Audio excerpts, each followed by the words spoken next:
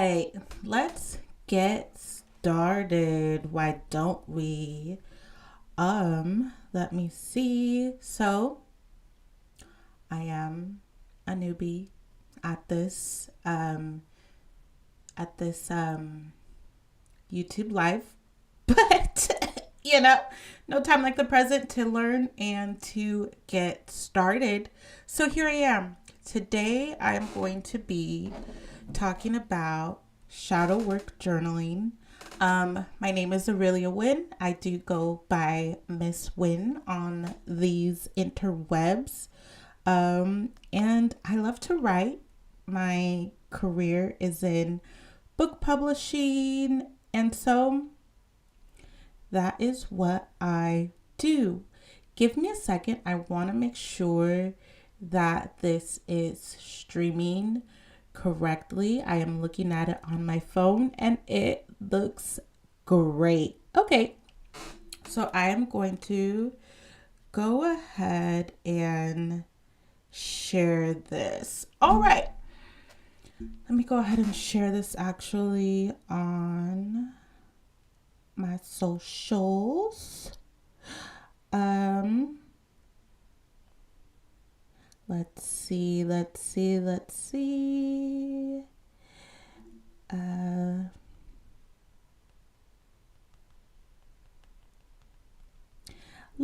on YouTube. Shadow work journaling. Let's get into it, y'all. Okay, hang on. If one thing about me is I like to be a little fancy, so I gotta make it look nice. All right. Let's get into it. The thing that just came to mind for me right now was that, is it a sound where it says, I'm going to post like nobody's watching because nobody is watching? Sometimes that's how I feel. But then I also feel like I am leaving footprints, or like I'm planting seeds. And so that's okay. While it doesn't appear that anything might be happening now, guess what? It is all going to pay off later. All right, so yes, let's go ahead and get into it. Shadow work journaling. Shout out to Luna and Soul, the authors of Shadow Work Journal, Illuminating the Dark Side of Your Psyche. Y'all, that is the book. That is the journal. That is the workbook that I am going to be talking about, that I'm going to be using. It is available for use at misswin.com. Let me see if I can pull it up for you because I want you to see this. I will pull it up for you in just a second. But it is so good. And if I can't pull it up for you today for whatever reason, definitely check it out. I will drop it down in the description when this is over. Check it out. It has 63 exercises to help you. How I'm using it is to help me heal through writing. It's absolutely, shadow work is a huge part of some people's spiritual journey, and we're going to talk about that a little bit. But for me, I'm really just kind of using it for a spiritual journey, but also more so for healing. I'm someone who wholeheartedly believes in cognitive behavioral therapy, which is just, the whole thought of change my mind to change my life. Yeah. And so that is what led me to here, just learning more about, changing my mind to change my life and consciousness and all of those things, baby. Yes. And so that's how we got here today. But I do kind of want to read a little bit from what they talk about, Luna and Soul, is the they that I'm referring to.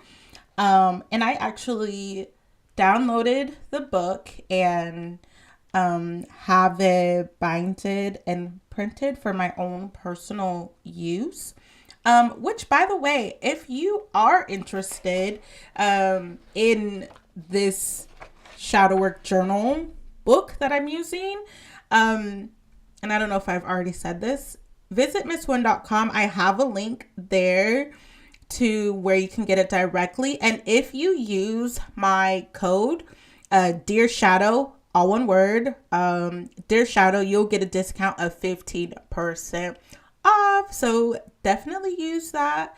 And snag this. I have a feeling that the more that I talk to you guys and work with you all on shadow work, that you will want this. Because, baby, this is the year, okay? This is the year. We are going to continue to heal. We're going to continue to have more moments of wellness, which to me, that is healing. When you feel good, when you are happy and joyful and at peace and just, you know what I mean?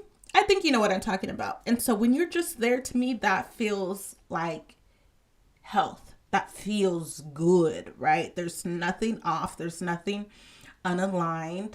Just you're in alignment and you're feeling good and life is great. Even if life is showing you that it sucks, but in your heart and in your mind, you know that life is great, then man, life is good.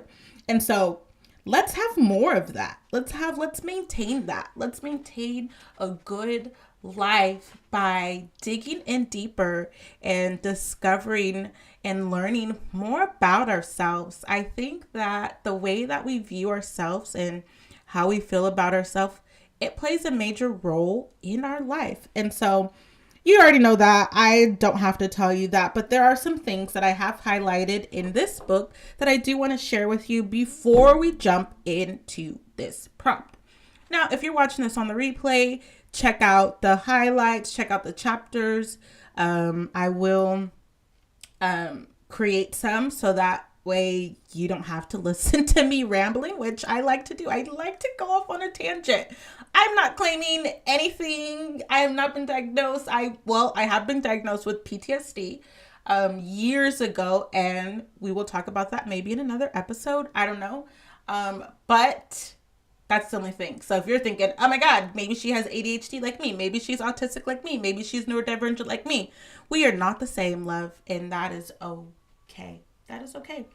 And actually, I really don't know. And so that's okay too. And so, okay, so one of the things that I highlighted that I want to mention that they say that they talk about as far as shadow work. Shadow work is the practice of exploring everything that is buried within you. It's the process of buried within you, whether light or dark, positive or negative, through simple but often confronting. It's a process of introspective journaling. You are taking a vital step in living a more harmonious, joyful, whole, and meaningful life. Who doesn't want to do that? I do. I want that. I want that. And so it says, signs you've met your shadow. It says the entire purpose of this journal is to introduce you to your shadow. If you haven't consciously explored your shadow before, it is important that you know what to expect. Understand that everyone reacts more or less in the same way when encountering their dark side. Dun, dun, dun, to empower you with this knowledge and perspective, here are some common signs that you have met your shadow while processing through this journal. You sense a dark, wounded presence. You feel scared. You feel guilt or shame. You want to run. You may go into denial. You may want to project onto others or blame others. Old memories may resurface. You feel angry. You feel tired, weak, or sick to your stomach. They say that this is normal, 100% normal to experience any or all of these feelings and desires. And their advice is really to practice self love. Love on yourself. It is a Sunday. I will be doing these on Sundays and Wednesdays. From here on out, also at misswin.com, I do have a Google Calendar under Mindful Writers Cafe. I do share my Google Calendar. So if you're like, oh, I wonder if Aurelia is going to be on live today, check out the calendar there. The information is there. And I just invite you to check it out and to join me. But self-love, absolutely love yourself. Take some time to rest, take some time to breathe, take some time to meditate. In my last video in regards to shadow work, there's a type of meditation that they do mention and recommend that you do. For me, my meditation practice is very much personal, and it's not something that I share or want to advise on. And so, but they do offer one there. And it is actually something that I have done in the past as far as watching my thoughts rise and fall and writing them down, and writing down how they make me feel and things like that. And you absolutely can do that and check it out. Absolutely. But the main thing here is that it should be, while we are exploring our shadow selves, we should also love and care for ourselves a little bit more than normal. And so just because we are going to be talking about some parts of ourselves that we might not like. And so I guess that would make sense, right? Another thing that they mention, and it's in bold letters, keep this document private. And as I've already said before, my meditation practice is private to me. It's personal to me. But there are some things that I don't mind sharing. I do like to be transparent, but everything is not for everybody, and it's not a lesson or even wisdom or advice that I feel like I need to be the person sharing. And that might be something that we uncover together as far as why. But I also just think that's wisdom. You don't have to say everything to everybody, and that's okay. And so while I am going through these exercises with you and talking out loud and encouraging you to share your experience or your perspective, or what you've learned or how this has guided you or how this has supported you, in the comments, absolutely keep this document private. And even if you are working with a therapist and you want to bring it to them and share with them that, you're doing your shadow work journaling, whatever the case may be, absolutely. Maybe you want to share it with someone that's really close to you, do that. But for the most part, it should be kept private because this is you. You don't want to give someone the keys to toy and mess with you. Absolutely not. And so, shadow work is a sacred gift that you are giving yourself and that you are giving others. This healing, this coming to understand yourself better, this being aware of it and deciding what you want to do with it. Or you might not want to do anything with it, whatever. But this is going to be so great. I'm so excited.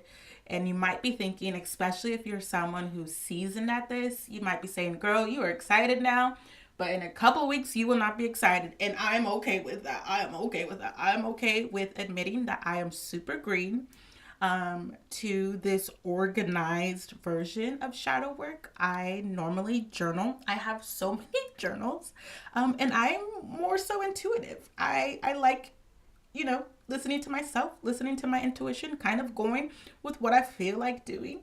For some people, that's kind of foolish. A lot of other people like to be organized. Depending on what it is, I also like to be organized. And so I'm just trying something different. So here we are with the first exercise with the prompt. And so it says exercise number 1, playing small.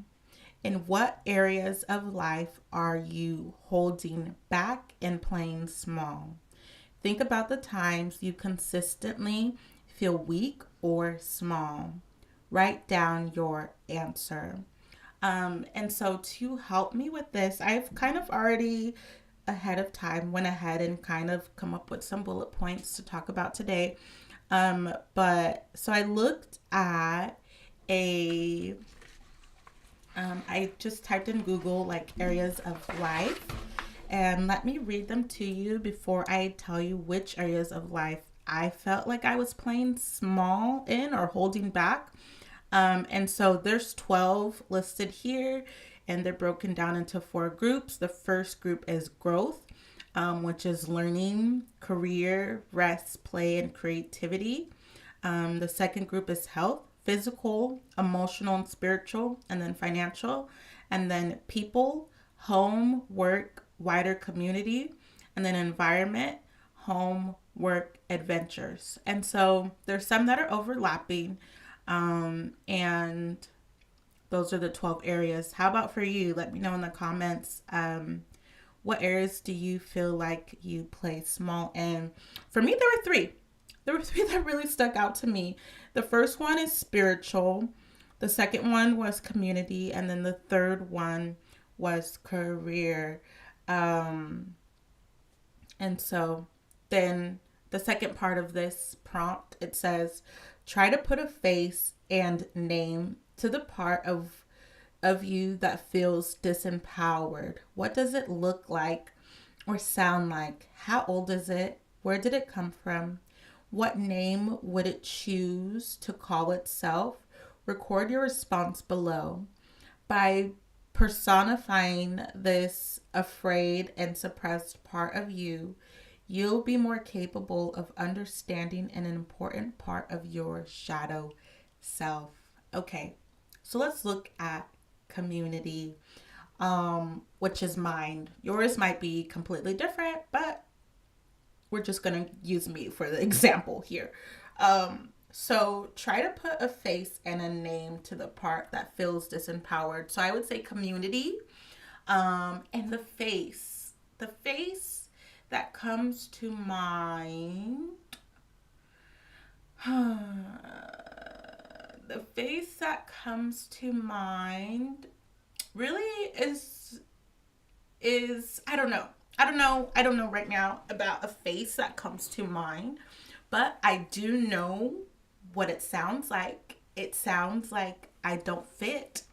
It sounds like there's no space for me here, or it sounds like I'm more than that. And these are things that I've heard myself say when anyone has asked me about like my spiritual beliefs, or like things like, for example, I don't fit. For me, I feel like I don't fit into a particular religious group, although I grew up in a heavy Baptist Christian family. Now, at the age of 32, I want to say that I'm a little bit more open. I'm a little bit more open than that. I have had really good and bad experiences in the Christian church. And so it is what it is. But I've also had really good and bad experiences with spiritual people who would identify themselves as witches, or people who would identify themselves as voodoo practitioners, conjurers. I've had good and bad experiences with that. Also conscious people who claim to be followers of like Neville Goddard, and things like that, like consciousness, higher consciousness. That I've had good and bad experiences with that. And so I just don't have a label. I'm like, this whole new movement, I feel like it's new because I just heard about it, where people on TikTok or just social media, which is not real, but whatever, it's here, we're gonna deal with it. No niche. No niche. People are just posting. You feel me? People are just posting. People are just living. They're not, buckling down. They're not sharing just one type of thing, which inspired me actually to do this video and to do this more often, even if nobody is on right now listening to me. just gonna do it because that's what resonates with me. No niche, no real community, I guess. And that's hard. That's really hard. I lived in a place where, you know, I knew people knew of me, but it was the most loneliest time and the most loneliest place that I could have ever put myself in. Like, thinking back on it, I'm like, what the hell was I doing there? We're gonna let it go. But I'm just saying that was one of those that was a time where I was like, yeah, I don't fit here. I don't belong here. There's no one here really. Although that's a lie. It just didn't fit well, right? It just didn't. It just, I don't know. Okay, so you can see, as y'all see, this is real time processing of emotions and feelings about this, because you know what? When did it start? So I want to go ahead and get to that. Like, how old is it? Where did it come from? I want to say it came from teenage, right? And so when people talk about like shadow work or like healing your younger self, healing your teenage self, like, girl, like, yes, like teenage Aurelia, okay, was the awkward Black girl. That was her perception of herself. Even till today, I still feel a little bit like the awkward Black girl, and that's okay. And guess what? There actually is a community out there for me.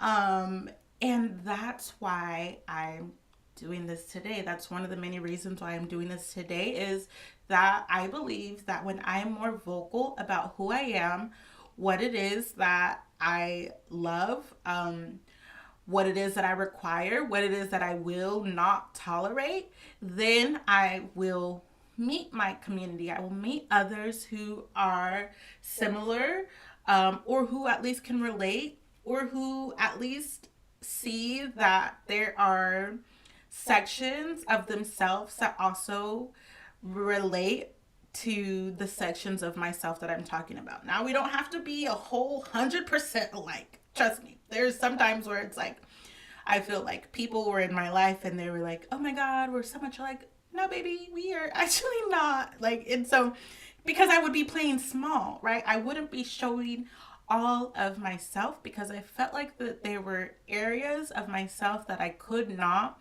show or be authentic or reveal to certain people, because I was afraid of how they would react. And so that's real, y'all. That is real. That is real. And I think that, you know, if that resonates with you, let me know. If you've ever been that way. And like, it's awkward for me, like in community, like especially with like, okay, so I'm a single mama. I publish books, I write books, I sell books. I am into Adobe Suite. Okay. I'm a software nerd. I love it. I love to learn about things like that.